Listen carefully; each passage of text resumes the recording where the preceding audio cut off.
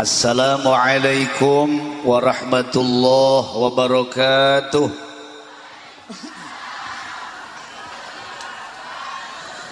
Alhamdulillah alladzi arsala rasulahu bil huda wa dinil haqq liyudhhirahu 'alad dini kullih wa kafa billahi shahida. Asyhadu an la ilaha illallahul malikul a'la wa asyhadu anna Muhammadan abduhu wa rasuluhul mustafa.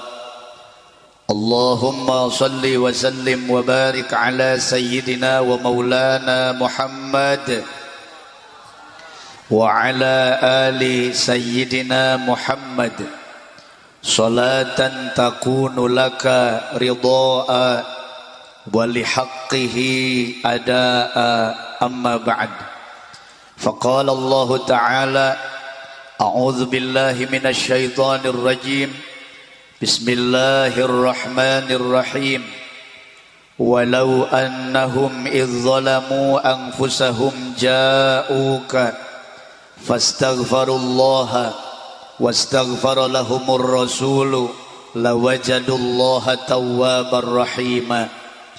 وقال النبي صلى الله عليه وسلم لا يؤمن أحدكم حتى أكون أحب إليه من ولده ووالده والناس أجمعين. صدق الله وصدق رسول الله صلى الله عليه وسلم.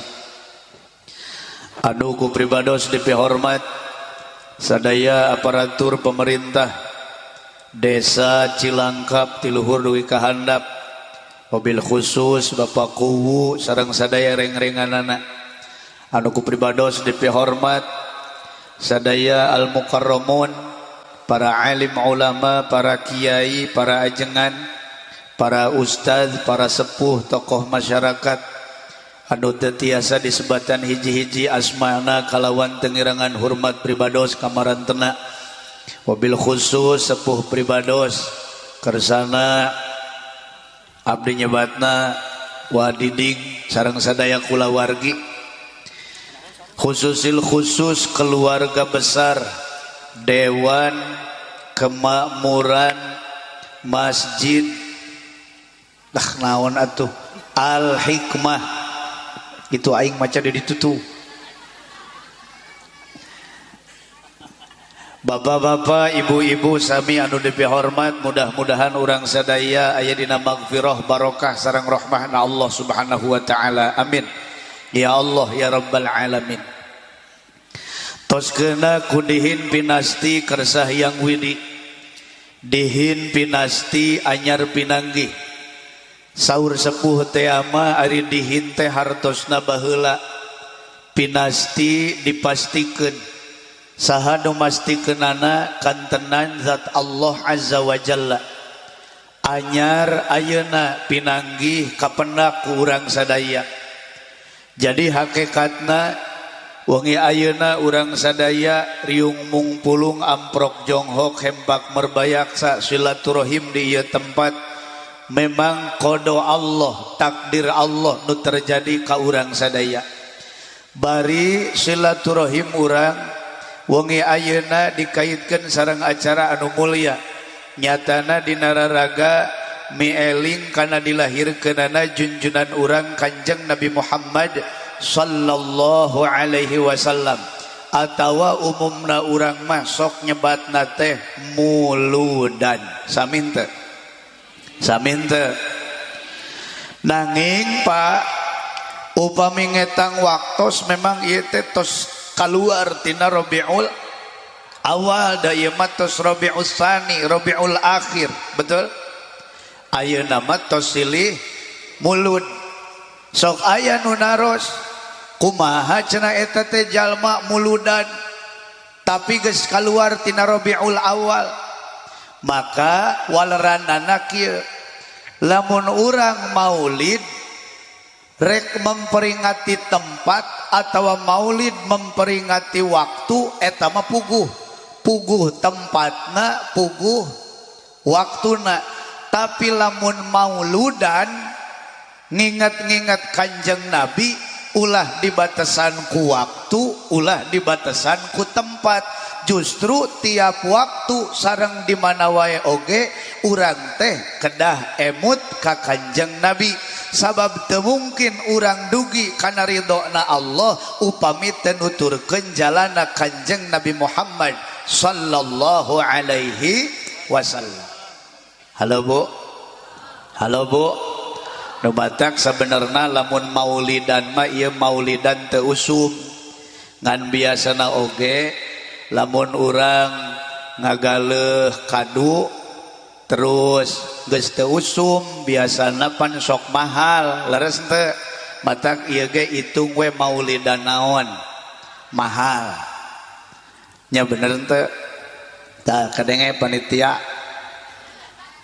Halo Bu, teraskeun Bu. Teras kieu upami urang ngobrolkeun muludan sim kuring yakin di mana sumping sasih Rabiul Awal atanapi bulan mulud ibu bapak sanes sakali dua kali muludanana bisa puluhan kali welasan kali leres henteu. Kunaon sababna? Sabab pan pasantren muludan, masjid muludan, musola muludan, madrasah muludan, sakola muludan, malah di bumi pribadi ge sok seueur nu muludan.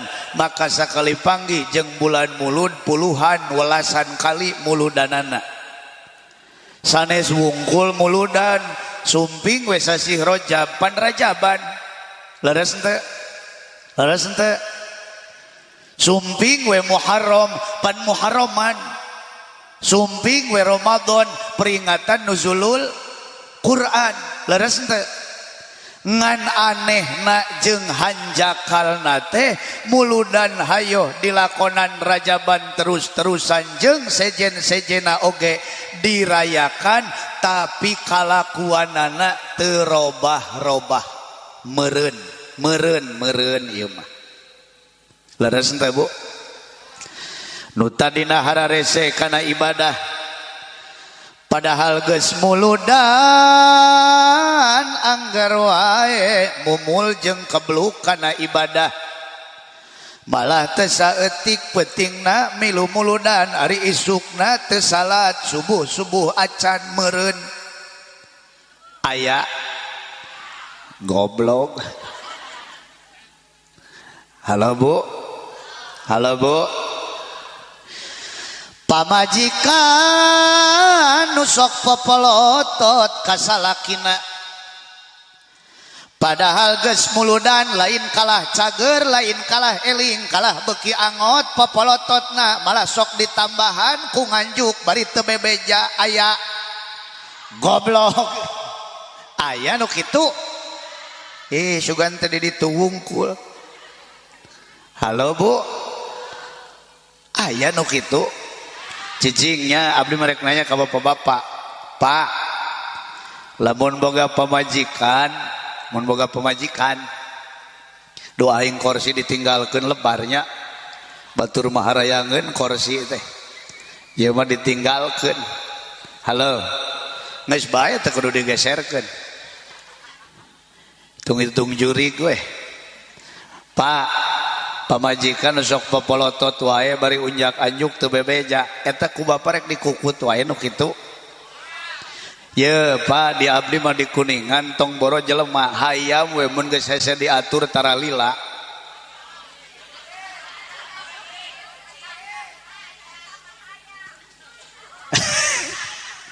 Halo pan lieureun nepi ka salakina oge unggal poe teh torojol teh kurir. Punten mangga naon mang paket eta sore torojol deui wae naon mang paket aya nu kitu. Ai salakina ngahuleng da teu apaleun da salakina mah teu pati ngartieun kana HP teh tapi hati-hati Bu abdi ngabejaan dina Indosiar teh eta aya film ajab pan aya Ajab istri yang belanja online tanpa sepengetahuan suami ketika meninggal jenazahnya dibawa JNE dipaketkeun sia. Halo. Nauzubillahi min. Halo Bu. Geningan muludan wae hayo teh eueuh perubahan. Matak nu teu beukieun muludan mah beuki ngeunaheun ka urang teh ngomongna. Tuh nya cek urang oge da memang muludan teh bid'ah da eueuh contona buktina jiga nu harareueuh cenah muludan ai pek mah anggar we jalma teh kitu eueuh perubahan sok aya nu teu beukieun muludan ai berakatna beukieun beuki dalebokeun leres teu tah lamun aya nu ngobrol kitu jawab ku urang pokna teh cenah muludan teh bid'ah tanyakeun naon ari bid'ah teh manehanana ngajawabna kieu bid'ah teh ibadah anu dirobah naonna bentuk waktuna termasuk jumlahna termasuk tempatna cek abdi nya da ari muludan mah lain ibadah. Geuning aneh deui wae muludan lain ibadah. Halo Bu. Ai kitu naon muludan emut-emut bid'ah teh dina ibadah nu mahdhah nu langsung di mana robah teluyu jeung aturanana disebut bid'ah. Contoh nu gampang mah ibu sakalian senam salat subuhna ditambahan 2 rakaat jadi 4. Halo Bu. Tah eta mah naon? Bid'ah atawa umroh na ka dieu ka Cilangkap. Tah eta ge naon? Bid'ah ai muludan mah lain ibadah, muludan mah tradisi. Nu matak inget-inget urang kudu bisa ngabedakeun mana ibadah, mana sarana ibadah. Leres teu? Ai masjid ibadah sanes. Sanes nu ibadah nama ngabangun masjid ibadah. Leres teu? Netepan di masjid ibadah. I'tikaf di masjid ibadah. Maos Quran di masjid ibadah. Pengajian di masjid ibadah. Ai masjid nama lain ibadah tapi sarana ibadah.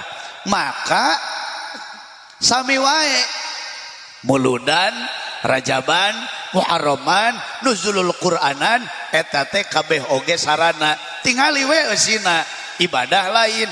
Aya silaturahim ibadah. Lamun rek neangan dalil teangan dalil silaturahim. Leres teu? Maos Quran ibadah, ngadangukeun aosan Quran ibadah, sholawat ibadah, pengajian ibadah, sedekah ibadah. Pan ieu ge sedekah meureun. Malah merenang snack. Aya snackna. Aya bisi anu can kabagian neangan ka kebon atau ka sawah snack maloba. Heuh orai. Nganduka eta teh meureun bedana teh ai orai mah senake ari ieu mah senacek. Leres teu? Heuh sarua we asal snack. Bu, ngan ieu bapak-bapak ngaharuleng wae jiga nu eueuh kopina teh aya kopina Pak. Aya kopina. Teu aya. Ibu susuna aya. Ti ditu nage kopi sia teh berarti ka dieuna oge cai susu. Hai kumaha aya nu nini mah ulah ngomong aya pan geus garing. Halo meureun da teu nyaho. Ngan lumayan unggul teh dikeureut majang kupluk. Komo keur tiris mah wadiding. Halo Bu. Jadi kumaha cenah kudu tiasa ngabedakeun mana ibadah, mana sarana ibadah. Ngan PR-na eta ulah nepi ka muludan teh kasebutna wungkul tuluy teu robah-robah. Maka abdi manitip nu kahiji teh kieu. Rata-rata di urang muludan teh dijadikeun akhir, lain dijadikeun awal. Maksudna kumaha dijadikeun akhir lain dijadikeun awal? sok we persiapan rek muludan penting ayeuna da abdi mah yakin lain sapoe dua poe leres henteu minggu-minggu bulan-bulan persiapanana persiapan sakitu lila dar we penting ayeuna muludan dijadikeun akhir beres we teu kitu teu kieu nu hese ibadah angger nu goreng jeung dulur angger nu teu hade jeung tatangga angger gara-gara dijadikeun akhir berarti kedah nama dijadikeun awal naon awal jang urang nata deui diri urang supaya jadi jalma nu berkah tambih dina kasayan atanapi bahasa Rasul mah disebat jalmi anu untung di mana poe ayeuna leuwih alus batan poe kamari poe isukan leuwih alus batan poe ayeuna insya halo insya. Nah maka pertarosan salajengna nabade naon kitu muludan teh bu ayo muludan teh bade naon lah muludan makieu we ibu bapak gaduh HP mun HP baterena lemah sok dicolokeun ning kana listrik ngaranna teh dicas leres henteu tiasa henteu ngecas HP tapi teu make casan moal aya eta cenah power bank heuh sarua wae eta oge casan leres henteu maksudna naon tamuludan rajaban pengajian eta teh casan urang tapi nu kieu mah lain jang ngecas HP tapi jang ngecas hate supaya setrum iman urang naik payunan Allah subhanahu insya. Maka emut-emut hiji muludan teh naon muludan teh dinararaga ngaitkeun diri urang nu hina ieu ka Kanjeng Nabi Muhammad sallallahu alaihi wasallam. Bu abdi naroseula ari Nabi lahir dinten naon Senin kaping 12 Rabiul Awal laras henteu ngantunkeun oge sami kaping 12 Rabiul Awal dintenna sami dinten Senin ngan bentenna lahir mah waktos fajar teh berarti subuh upami ngantun eta waktu duha jadi Nabi mah sami Senenna sami 12 Rabiul Awalna ngan bentenna lahir mah subuh ngantun mah waktu duha. Halo Bu sok aya nu naros kieu Ustad cenapan ai Rabiul Awal malain bulan nu dimuliakeun pedah abdi sok ngomong kieu modelna khutbah sok ngomong cek abdi teh alhamdulillah kita sudah masuk ke bulan yang istimewa yaitu bulan Rabiul Awal dina hatena jelema teh aya ngomong kieu lah mulut mah istimewa teh jang di dinya we pernah payu ceramah cenah kitu.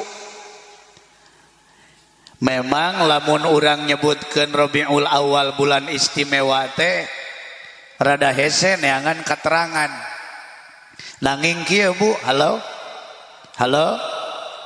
nanging kieu pertarosanana pan kunaon geuningan Nabi lahir teh dina Rabiul Awal bulan nu teu dimuliakeun ku Allah dan nu dimuliakeun mapan saurna teh hiji Zulqa'dah 2 Zulhijjah 3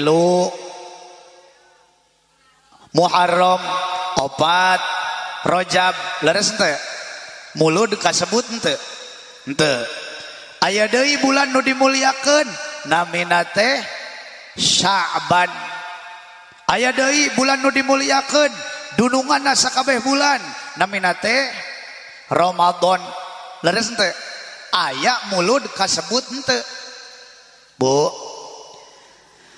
Maka orang bertanya, kenapa Nabi kok dilahirkan itu bukan di bulan yang dimuliakan? Kalau nanya kenapa ya saya nggak tahu, itu kan rahasia Allah.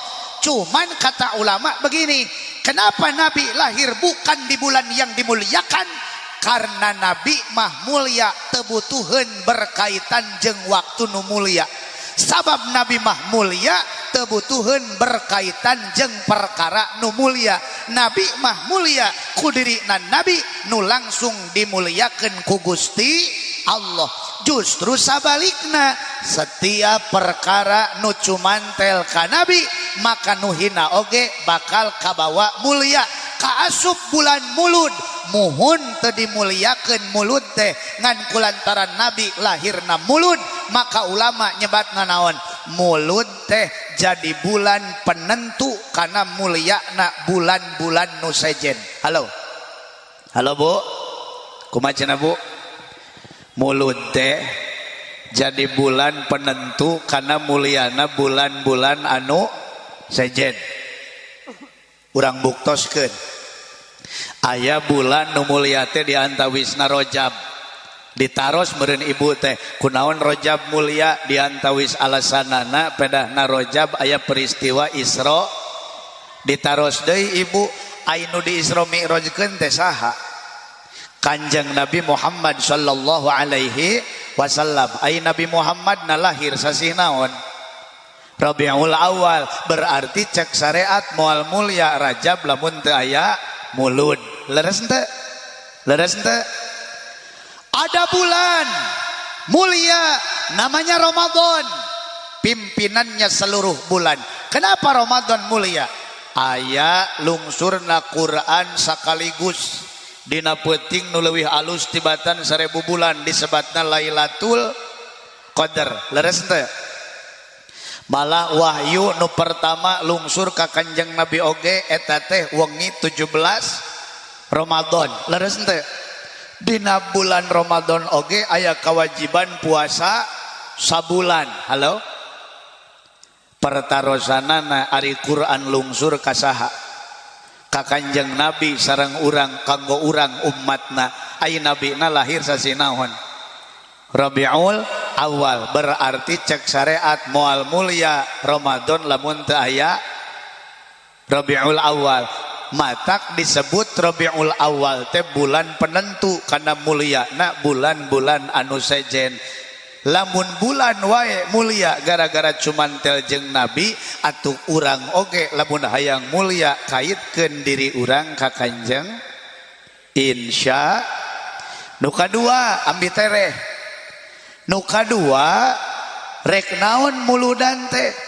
Muludan mah nuju nembongkeun cinta urang ka Kanjeng Nabi.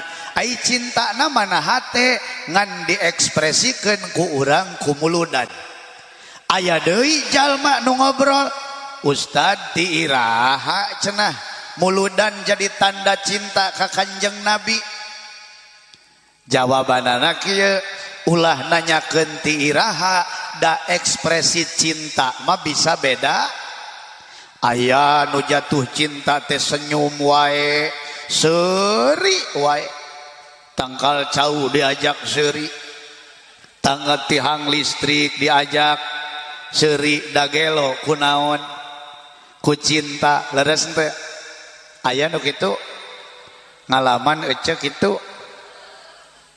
Halo? Aya nu jatuh cinta tengah hulang wae, ngalamun sedih ngecelakeun Cisoca. Kenapa? Karena tidak kuat menahan rindu dan takut kehilangan si dia orang yang dicinta. Ulah aheu sih teh. Ketang memang zamanna barudak ieu mah. Halo Bu. Halo Bu. Urang ngekspresikeun nembongkeun cinta ka Nabi na kunaon? Kumuludan. Betul Bu? Halo? Dan catat oleh kita bahwa cinta kepada Nabi Muhammad sallallahu alaihi wasallam hukumnya adalah wajib. Hukumnya adalah wajib. cinta ka nabi hukumna kunaon emut-emut nabi mah langkung tipayun cinta ka urang can gubrag ka alam dunia nabi mah tos cinta jeung rindu ka urang nu kadua cinta na nabi ka urang jauh leuwih gede tibatan cinta na urang ka kanjeng nabi sabab cinta na nabi ka urang mah nepi ka teu aya batasna pan lebet surga mah salilana leres teh. Halo Bu, ayo urang mah urang ya komo budak ngarorak ieu aya bogoh kasih eta geulis tapi duh ituna duka bogoheun duka henteu pan kitu nya cek kolot teh mah sieun Ambon sorangan cau Ambon di korangan teh nya sieun Ambon sorangan da aya nu alusna mah pan batu turun kesik naik hargana make hargana teh batu turun kesik naik kalapa tonggoheun nana teh nyaho batu turun kesik naik kalapa tonggoheunana itu purun ieu daek sarua bogoheunana tah eta nu alusna mah aya mapan lalaki bogoh ka hiji awewe lalakina mah bogoh ngan awewena mah duka sieun bertepuk sebelah tangan ari di WA mah ngabales ari diajak jalan mah milu malah dipahugi seblaknya diterima basonya diterima malah ka bapana ge unggal peuting teu apeuna martabak jeung ududna ongkoh teh ai geus lila kikituan digerowan neng urang nikah yuk cek awena naon maaf aa aku udah pernah nyoba untuk cinta sama AA tapi ternyata hatiku bukan untuk AA tapi untuk orang lain penyeri hati etenya punya leres ente kakarek sadar manehanana kini ku sadar kop sekop cintaku ini kop sekop tak berarti untuk geuning ka Manon Jaya ge aya sekop teh. Halo Bu. Eta mah bener kawinna teh ka lalaki nu sejen, nu lain manehanana nyeri hate. Ternyata lalaki na oge nu itu teh teu bener cintanya palsu 3 bulan saenggeus akad geus dicereikeun deui ceurik atuh balik deui ka lalaki nu ti heula aa maafkan aku kilap, aku salah pilih. Ternyata di dunia ini tidak ada cinta yang setulus AA kepadaku. Kini aku sudah diceraikan, aku sudah jadi janda. Dulu AA ngajak nikah, yuk kita nikah. Cek lalakina naon, maneh ti heula keur parawan keneh ku aing diajak kawin meuni embung. Ari ayeuna geus randa ngajak kawin ka aing. Sorry, moal daek aing mah lain tukang tambal ban. Halo Bu, tukang naon? Emang ngerti gitu? Memang kunaon Pak tambal ban? Nah hasareuri. Jadi berarti nusok ngarudag-ngudag geranda teh tukang. Halo Bu. Bu. Eta mah urang jeung urang da ai Kanjeng Nabi mah justru langkung tipayun cinta ka urang. Leres henteu? Bila cintaku terbalas, oh bahagia sekali. Tapi bila tak terbalas, ku tak sakit hati. Namun bahagia hatiku bila selalu bersamamu. Bila kamu tuhnya cek aing ge ari bagian lagu mamarilu ai sholawat ngajar dog wae. Bu pokokna lamun leungeun abdi geus kieu berarti oma heda oma mah kieu bae nya bener teu sok ningali dina TV oma heupan leungeunna kieu nya Assalamualaikum warahmatullahi wabarakatuh. Alhamdulillah, malam hari ini kami soneta bisa berjumpa dengan kalian semua, dan tentu saja menghadapi pilkada serentak secara nasional. Kami menghimbau perbedaan pandangan politik, perbedaan pilihan, jangan sampai kita berpecah, jangan sampai kita mau diadu domba. Cek omak maksudnya rek nyanyi adu domba nas ya makana judi atuh.